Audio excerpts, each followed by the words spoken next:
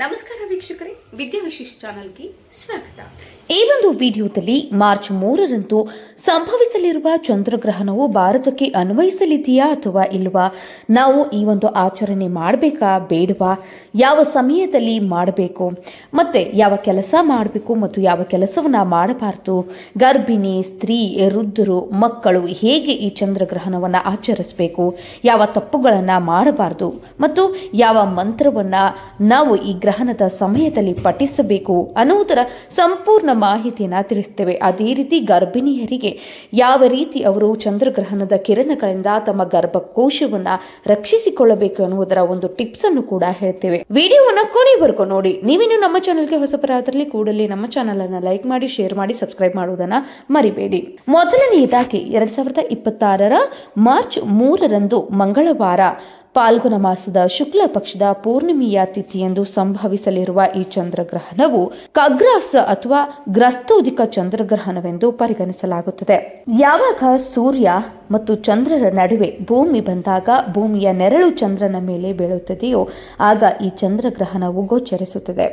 ಈ ಚಂದ್ರಗ್ರಹಣವು Bharat, Asia, Australia, ಪ್ರಶಾಂತ ಮಹಾಸಾಗರ ಈ ಒಂದು ಕ್ಷೇತ್ರಗಳಲ್ಲಿ ಗೋಚರಿಸಲಿದೆ.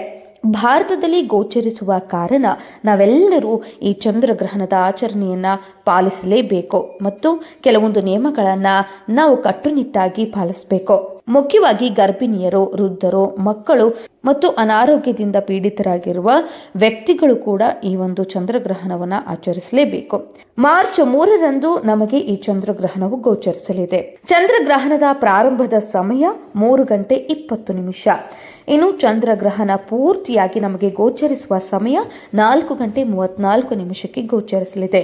ಇನ್ನು ಚಂದ್ರಗ್ರಹಣದ ಮಧ್ಯಕಾಲ 5:04 ಇರಲಿದ್ದು 6:46 ಚಂದ್ರಗ್ರಹಣವು ಸಮಾಪ್ತಿಯಾಗಲಿದೆ. ಇಲ್ಲಿ ನಾವು ಗಮನಿಸಬೇಕಾದಂತಹ ವಿಷಯವೇನೆಂದರೆ ಸೂತಕದ ಸಮಯ ಚಂದ್ರಗ್ರಹಣದ 9 ಗಂಟೆಗಳ ಮುಂಚೆಯೇ ಪ್ರಾರಂಭವಾಗಿರುತ್ತದೆ. ಸಾಮಾನ್ಯ ಜನರಿಗೆಲ್ಲರಿಗೂ ಇಲ್ಲಿ ಸೂತಕದ ಸಮಯವನ್ನು ನಾವಿಲ್ಲಿ ನೋಡುವುದಾದರೆ ಮಂಗಳವಾರ ಬೆಳಗ್ಗೆ 9:31 ಸೂತಕದ ಸಮಯ ಪ್ರಾರಂಭವಾಗಿ ಸೂತಕ ಸಮಾಪ್ತಿ ಸಾಯಂಕಾಲ 6:47 ಪೂರ್ಣಗೊಳ್ಳುತ್ತದೆ. ಹಾಗಾಗಿ ಬೆಳಿಗ್ಗೆ 9:31 ಮುಂಚೆಯೇ ನೀವು ನಿಮ್ಮೆಲ್ಲ ಕಾರ್ಯಗಳನ್ನು, ಕೆಲಸಗಳನ್ನು ಮಾಡಿಕೊಳ್ಬೇಕು. ಆದರೆ ಮಕ್ಕಳು, ಗರ್ಭಿಣಿಯರು ಮತ್ತು ವೃದ್ಧರಿಗೆ ಈ ಸೂತಕದ ನಿಯಮಗಳು ಅನ್ವಯಿಸದ ಕಾರಣ ಅವರು ಮಧ್ಯಾಹ್ನ 3:28 ಈ ಒಂದು ಚಂದ್ರಗ್ರಹಣದ ಆಚರಣೆಯನ್ನ ಕೈಗೊಳ್ಳಬಹುದು.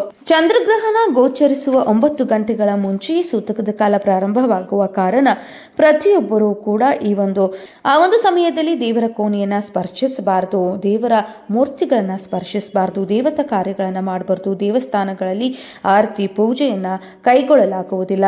ಅಡುಗೆ ಮಾಡುವುದಾಗಿರುವುದು, ಊಟ ಮಾಡುವುದಾಗಲಿ, ಶುಭ ಸಮಾರಂಭಗಳನ್ನು ಆಚರಿಸುವುದಾಗಲಿ ಈ ಎಲ್ಲಾ ಕಾರ್ಯಗಳನ್ನು ಗ್ರಹಣದ ಸಮಯದಲ್ಲಿ ಅಂದರೆ ಸೂತಕದ ಸಮಯ ಪ್ರಾರಂಭವಾದ ನಂತರ ಮಾಡಿಕೊಡುದು. ಇನ್ನು ಗರ್ಭಿಣಿಯರು ತಮ್ಮ ಗರ್ಭದಲ್ಲಿರುವ ಮಗುವನ್ನ ರಕ್ಷಿಸಿಕೊಳ್ಳಲು ಚಂದ್ರಗ್ರಹಣದ ಕಿರಣಗಳಿಂದ ಗರ್ಭದಲ್ಲಿರುವ ಮಗುವನ್ನ ಬಚಾವ್ ಮಾಡಲು ನೀವೇನ್ ಮಾಡ್ಬೇಕಂದ್ರೆ ಗ್ರಹಣ ಪ್ರಾರಂಭವಾಗುವುದಕ್ಕಿಂತ ಮುಂಚೆಯೇ ಒಂದಿಷ್ಟು ಮುಲ್ತಾನ್ ಮಿಟ್ಟಿ ಮಣ್ಣನ್ನ ಹೊಟ್ಟೆಯ ಮೇಲ್ಭಾಗಕ್ಕೆ ಹಚ್ಚಿಕೊಳ್ಬೇಕು. ಅದು ನಿಮ್ಮ ಹೊಟ್ಟೆಯನ್ನ ತಂಪಾಗಿಸುವುದಲ್ಲದೆ ಚಂದ್ರಗ್ರಹಣದ ಕಿರಣಗಳಿಂದ ಗರ್ಭದಲ್ಲಿರುವಂತಹ ಮಗುವನ್ನು ಕೂಡ ರಕ್ಷಿಸುತ್ತದೆ. ಅದಲ್ಲದೆ ಗ್ರಹಣದ ಆಚರಣೆ ಯಾವ ರೀತಿ ಮಾಡಬೇಕು ಎಂದ್ರೆ ಗರ್ಭಿಣಿಯರು ಮಧ್ಯಾಹ್ನ 3:26 ಗ್ರಹಣವು ಪ್ರಾರಂಭವಾಗುವುದರಿಂದ ಗ್ರಹಣದ ಆಚರಣೆಯನ್ನ ನೀವು ಆ ಒಂದು ಸಮಯದಿಂದ ಪ್ರಾರಂಭ ಮಾಡಬೇಕು. ಯಾವುದೇ ರೀತಿ ಆಹಾರ ಸೇವನೆ, ನೀರು ಕುಡಿಯುವುದು, ಮಲಗುವುದು, ನಿದ್ರೆ ಮಾಡುವುದು, ಚಂದ್ರಗ್ರಹಣದ ಸಮಯದಲ್ಲಿ ಹೊರಗಡೆ ಓಡಾಡುವುದು, ಅಲ್ಲದೆ ಮೂತ್ರ ವಿಸರ್ಜನೆ ಮಾಡುವುದು, ಕಬ್ಬಿಣದ ವಸ್ತುಗಳಿಂದ ಏನಾದರೂ ವಸ್ತುಗಳನ್ನು ಕಟ್ ಮಾಡುವುದು, ಕತ್ತರಿಸುವುದು, ಹೊಲಿಯುವುದು, ಹೀಗೆ ಯಾವುದೇ ಕೆಲಸಗಳನ್ನು ಮಾಡಬಾರ್ದು. ಒಂದು ಶುದ್ಧವಾದ ಜಾಗದಲ್ಲಿ ಕುಳಿತುಕೊಳ್ಬೇಕು. ಮುಖ್ಯವಾಗಿ ಅಂದಿನ ದಿನ ಹೊರಗಡೆ ಆಕಾಶದತ್ತ ಕುತೂಹಲದಿಂದ ಗ್ರಹಣವನ್ನು ನೋಡಲು ಹೋಗುತ್ತೀರಿ. ಯಾಕೆಂದ್ರೆ ಚಂದ್ರಗ್ರಹಣದ ಕಿರಣಗಳು ನಿಮ್ಮನ್ನು ಹಾಗೂ ನಿಮ್ಮ ಗರ್ಭದಲ್ಲಿರುವ ಮಗುವನ್ನು ಸ್ಪರ್ಶಿಸದ ಹಾಗೆ ನೀವು ಮನೆಯಲ್ಲಿ ಇದ್ದು ಸುರಕ್ಷಿತವಾಗಿ ನಿಮ್ಮನ್ನು ನೀವು ನೋಡ್ಕೊಳ್ಬೇಕು. ಗ್ರಹಣವು ಸಾಯಂಕಾಲ 6:30 ಮುಕ್ತಾಯಗೊಳ್ಳುತ್ತದೆ. ಆ ಸಮಯದ ನಂತರ ಪ್ರತಿಯೊಬ್ಬರು ಸ್ನಾನವನ್ನ ಮಾಡಿ ಊಟವನ್ನ ಮಾಡ್ಕೊಳ್ಬಹುದು. ಆದಷ್ಟು ನೆಲದ ಮೇಲೆ ಚಾಪೆಯನ್ನ ಹಾಸಿಕೊಂಡು ಮಲಗುವುದು ತುಂಬಾ ಉತ್ತಮ. ಆದ್ರೆ ನಿದ್ರೆ ಮಾಡಕೂಡದು. ಸ್ತ್ರೀಯರು ಅಥವಾ ವೃದ್ಧರು ಇನ್ನು ಸಾಮಾನ್ಯ ಜನರು ಕೂಡ ಆ ಒಂದು ಸಂದರ್ಭದಲ್ಲಿ ಯಾವುದೇ ಕಾರಣಕ್ಕೂ ಮಲಗಕ್ಕೆ ಹೋಗ್ಬೇಡಿ. ಆ ಒಂದು ಸಂದರ್ಭದಲ್ಲಿ ನೀವು ಜಪತಪ ಮಾಡಿ ಮಂತ್ರವನ್ನ ಪಠಿಸಿ. ಗರ್ಭಿಣಿ ಸ್ತ್ರೀಯರು ದೇವರ ಜಪತಪ ಮಾಡಿ ನಿದ್ದೆ ಮಾಡಕ್ ಹೋಗ್ಬೇಡಿ. ಮತ್ತೆ ಯಾವುದೇ ರೀತಿಯ ಕಡ್ಡಿ ಮುರಿಯುವುದಾಗ್ಲಿ, ಚಾಕುವಿನಿಂದ ಹಣನ ಕಟ್ ಮಾಡುವುದಾಗ್ಲಿ, ಹರಿಯುವುದಾಗ್ಲಿ ಈ ಒಂದು ಕೆಲಸವನ್ನ ಮಾಡಕ್ ಹೋಗ್ಬೇಡಿ. ಇದರಿಂದ ಮಗುವಿನ ಮೇಲೆ ಪರಿಣಾಮ ಬೀರ್ತದೆ. ಇದೆಲ್ಲವನ್ನ ನಮ್ಮ ಹಿರಿಯರು ಸುಮ್ಮನೆ ಹೇಳಿರೋದಿಲ್ಲ. ಅದರಿಂದ ಆಗುವಂತಹ ದುಷ್ಪರಿಣಾಮಗಳನ್ನ ಅವರು ಅನುಭವಿಸಿ ನಮಗೆ ಈ ಮಾತುಗಳನ್ನ ಹೇಳ್ತಾರೆ. ಹಾಗಾಗಿ ನೀವು ಕೂಡ ಆ ಒಂದು ಸಂದರ್ಭದಲ್ಲಿ ಈ ರೀತಿ ಮಾಡಕ್ ಹೋಗ್ಬೇಡಿ. ಇನ್ನು ಗ್ರಹಣದ ಸಮಯದಲ್ಲಿ ನಾವು ಯಾವ ಒಂದು ಎಚ್ಚರಿಕೆಗಳಿಂದ ಇರಬೇಕು ಅಂದ್ರೆ, ಗ್ರಹಣದ ಮುಂಚೆ ಕೂಡ ನಾವು ಸ್ನಾನ ಮಾಡಿರ್ಬೇಕು ಮತ್ತು ನಂತರದಲ್ಲಿ ಕೂಡ ಸ್ನಾನ ಮಾಡಬೇಕು. ಸ್ಪರ್ಶಕಾಲ ಮತ್ತು ಮೋಕ್ಷ ಕಾಲದಲ್ಲಿ ನಾವು ಎರಡೂ ಸಮಯದಲ್ಲಿ ಕೂಡ ಸ್ನಾನವನ್ನ ಮಾಡಲೇಬೇಕಾಗ್ತದೆ. ಇನ್ನು ಗ್ರಹಣದ ಸಮಯದಲ್ಲಿ ಯಾವುದೇ ಕಾರಣಕ್ಕೂ ಯಾರೇ ಆಗಿರಲಿ, ಮಕ್ಕಳಾಗಿರ್ಲಿ, ಗರ್ಭಿಣಿ ಆಗಿರ್ಲಿ, ಬಾಣಂತಿ ಆಗಿರ್ಲಿ, ಜನಸಾಮಾನ್ಯರಾಗಿರ್ಲಿ ಹೊರಗಡೆ ಹೋಗುವುದು ನಿಷಿದ್ಧವಾಗಿದೆ. ಮನೆಯಲ್ಲೇ ಇದ್ರೆ ತುಂಬಾನೇ ಉತ್ತಮವಾಗಿರ್ತದೆ. ಒಂದ್ ಕಡೆ ಮನೆಯಲ್ಲಿ ಕುಳಿತು ನೀವೇನ್ ಮಾಡ್ಬೇಕು, ಯಾವ್ದಾದ್ರು ಮಂತ್ರವನ್ನ ಜಪಿಸ್ಬೇಕು. ನೀವು ಯಾವ ಒಂದು ಮಂತ್ರವನ್ನ ಜಪಿಸ್ಬೇಕು ಅಂತ ನಾವಿಲ್ಲಿ ಹೇಳೋದಾದ್ರೆ, ಸರ್ವ ಗಾಯತ್ರಿ ಮಂತ್ರವನ್ನ ಜಪಿಸಿದ್ರೆ ತುಂಬಾನೇ ಉತ್ತಮವಾಗಿರ್ತದೆ. ಗಾಯತ್ರಿ ಮಂತ್ರವನ್ನ ನೀವು ಜಪಿಸ್ಬೇಕು. ಇವೆಲ್ಲ ಮಂತ್ರಗಳನ್ನು ಕೂಡ ನಾನು ಡಿಸ್ಕ್ರಿಪ್ಷನ್ ಅಲ್ಲಿ ಕೊಟ್ಟಿರ್ತೀನಿ, ಅದನ್ನ ನೋಡ್ಕೊಳ್ಳಿ. ಸರ್ವ ಚೈತನ್ಯ ರೂಪಂ ತಾಮ್ ಆದ್ಯಂ ವಿದ್ಯಾಂ ಚ ಧೀಮಹಿ ಬುದ್ಧಿಂ ಯಾನಂ ಪ್ರಚೋದಯಾತ್. ಈ ಮಂತ್ರವು ಧನಾತ್ಮಕ ದೇಹದ ಚಿತ್ರಣಕ್ಕೆ ಬಹಳ ಪರಿಣಾಮವಾಗಿರುತ್ತದೆ. ಅದನ್ನ ನಮಗೆ ಜಪಿಸಲು ಆಗೋದಿಲ್ಲ ಅಂತಂದ್ರೆ ಓಂ ನಮೋ ನಾರಾಯಣ ಅಷ್ಟಾಕ್ಷರಿ ಮಹಾಮಂತ್ರವನ್ನು ಕೂಡ ನೀವು ಜಪಿಸಬಹುದು. ಇಲ್ಲ ಅದನ್ನು ನಮ್ಗೆ ಅನ್ನೋಕ್ಕಾಗೋದಿಲ್ಲ ಅಂದ್ರೆ ನೀವು ಮೂರನೆಯದಾಗಿ ಓಂ ನಮಃ ಶಿವಾಯ ಎನ್ನುವಂತಹ ಶಿವಜಪ ಪಂಚಾಕ್ಷರಿ ಮಂತ್ರವನ್ನು ಕೂಡ ನೀವು ಪಠಿಸಬಹುದು. ನಾವು ಯಾಕೆ ಈ ಒಂದು ಮಂತ್ರವನ್ನ ಜಪಿಸಬೇಕು ಅಂದ್ರೆ, ಮಾಮೂಲಿ ದಿನಗಳಲ್ಲಿ ನೀವು 108 ಸತಿ ಜಪಿಸಿದಾಗ ಸಿಗುವಂತಹ ಫಲಕ್ಕಿಂತಲೂ 1000 ಪಟ್ಟು ಫಲ ಈ ಚಂದ್ರಗ್ರಹಣದ ಸಮಯದಲ್ಲಿ ಈ ಮಂತ್ರಗಳನ್ನ ಪಠಿಸುವುದರಿಂದ ಸಿಗುತ್ತದೆ ಮತ್ತು ಮಂತ್ರ ಸಿದ್ಧಿಗೆ ಇದು ತುಂಬಾನೇ ಪುಣ್ಯಕಾಲವಾಗಿರುತ್ತದೆ. ಇನ್ನು ಗ್ರಹಣ ಹಿಡಿಯುವುದಕ್ಕಿಂತ ಮುಂಚೆಯೇ ಅಕ್ಕಿ, ಹಾಲು, ಮೊಸರು, ಧಾನ್ಯ, ಎಣ್ಣೆ, ದಿನಸಿ ಪದಾರ್ಥಗಳು, ದವಸ ಧಾನ್ಯಗಳು ಇವೆಲ್ಲದರಲ್ಲಿಯೂ ಕೂಡ ನೀವೇನ್ ಮಾಡ್ಬೇಕಂದ್ರೆ ದರ್ಬೆಯನ್ನ ತೆಗೆದುಕೊಂಡು ಬಂದು ದರ್ಬೆಯನ್ನ ಹಾಕಬೇಕು. ಅದ್ರ ತುಂಬಾನೇ ಉತ್ತಮವಾಗಿರ್ತದೆ.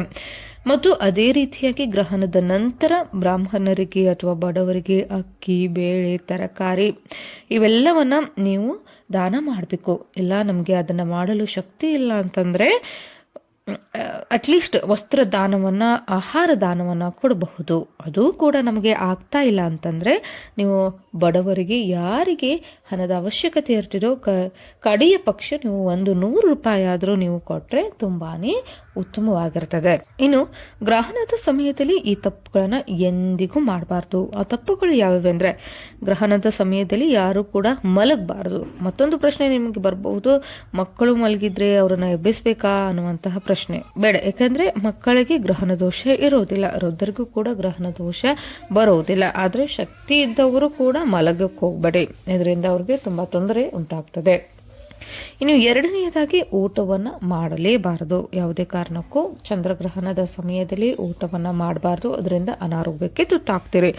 ಇನ್ನು ಮೂರನೆಯದಾಗಿ ಸ್ತ್ರೀ ಪುರುಷರ ಸಮಾಗಮನ ಸಂಪೂರ್ಣವಾಗಿ ನಿಷೇಧವಾಗಿದೆ. ಅಂದ್ರೆ ಸ್ತ್ರೀ ಪುರುಷರು ಬ್ರಹ್ಮಚರ್ಯವನ್ನ ಪಾಲಿಸಬೇಕಾಗುತ್ತದೆ. ಚಂದ್ರಗ್ರಹಣದ ಸಮಯದಲ್ಲಿ ನೀವು ಸಮಾಗಮನ ಸಂಭೋಗ ಮಾಡುವುದು ನಿಷೇಧಿಸಲಾಗಿದೆ. ಇದು ಕೂಡ ಒಂದು ಕೆಟ್ಟ ಒಂದು ಪರಿಣಾಮವನ್ನ ಬೀರ್ತದೆ. ಹಾಗಾಗಿ ಆ ಒಂದು ಸಂದರ್ಭದಲ್ಲಿ ನೀವು ಸಂಭೋಗವನ್ನ ಮಾಡಬಾರ್ದು. ಇನ್ನು ಗರ್ಭಿಣಿ ಸ್ತ್ರೀಯರು ಹೊರಗೆ ಬರ್ಕೊಡುದು, ರಜಸ್ವಲದಲ್ಲಿರುವಂತಹ ಹೆಣ್ಣು ಮಕ್ಕಳಿಗೆ ಯಾವುದೇ ರೀತಿಯ ಗ್ರಹಣದ ದೋಷ ಇರೋದಿಲ್ಲ, ಅವರಿಗೆ ಯಾವುದೇ ರೀತಿಯ ಒಂದು ನಿಯಮಗಳು ಅನ್ವಯಿಸೋದಿಲ್ಲ. ಇನ್ನು ಗ್ರಹಣದ ನಂತರ ಅಂದರೆ ಇದ್ರೆ ನೀವು ಮನೆ ಕ್ಲೀನ್ ಮಾಡಿ ಸ್ನಾನ ಮಾಡ್ಕೊಳ್ಬಹುದು, ದೇವ್ರ ಪೂಜೆ ಮಾಡಿ ಕಲ್ಲು ಸಕ್ಕರೆ ನೈವೇದ್ಯವನ್ನ ಇಟ್ಟು, ಶಕ್ತಿ ಇದ್ರೆ ನೀವು ಬೆಳಗಿನ ಜಾವ ದಾನವನ್ನ ಮಾಡಿ ಮತ್ತು ಅಂದಿನ ದಿನಚರಿಯನ್ನ ಪ್ರಾರಂಭ ಮಾಡಿ. ಎಲ್ಲರಿಗೂ ಕೂಡ ಒಳ್ಳೆಯದಾಗುತ್ತೆ. ಗ್ರಹಣದ ಕಾಲದಲ್ಲಿ ಕೂಡ ಕೆಲವೊಂದು ನಿಯಮಗಳನ್ನು ಎಲ್ಲರೂ ಪಾಲಿಸಲೇಬೇಕಾಗುತ್ತದೆ. ಹಾಗಾಗಿ ಪ್ರತಿಯೊಬ್ಬರು ಈ ಒಂದು ವಿಚಾರಗಳನ್ನು ಗಮನದಲ್ಲಿಟ್ಟುಕೊಂಡು ಪಾಲಿಸಿ ಮತ್ತು ಆ ಒಂದು ದೋಷದಿಂದ ಮುಕ್ತರಾಗಿ. ನಾವು ಹೇಳಿರೋ ಮಾಹಿತಿ ನಿಮಗೆ ಇಷ್ಟವಾದಲ್ಲಿ ಕೂಡಲೇ ಸಬ್ಸ್ಕ್ರೈಬ್ ಮಾಡೋದು ಮರಿಬೇಡಿ.